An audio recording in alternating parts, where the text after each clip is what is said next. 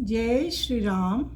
आप ही कैसे आप दुरावे, स्वामी सनातन देव जी का ये पद है। स्वामी सनातन देव जी कहते हैं कि जीव अपने अभिमान को, अपनी मैं को कैसे भुला सकता है। जब वह अपना अहंकार गलित कर देता है तब वह अपने भीतर ही प्रभु को पा जाता है। जीव के भीतर ही प्रभु विद्यमान है, परंतु जीव अपने भीतर नहीं झांकता, अपने आत्म तत्व से नहीं जुड़ता।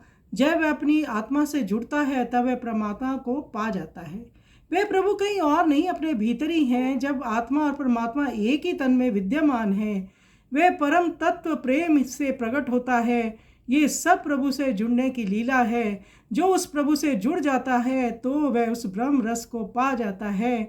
ऐसा सुंदर वर्णन, भक्ति का निरूपण स्वामी सनातन देव जी ने दिया है।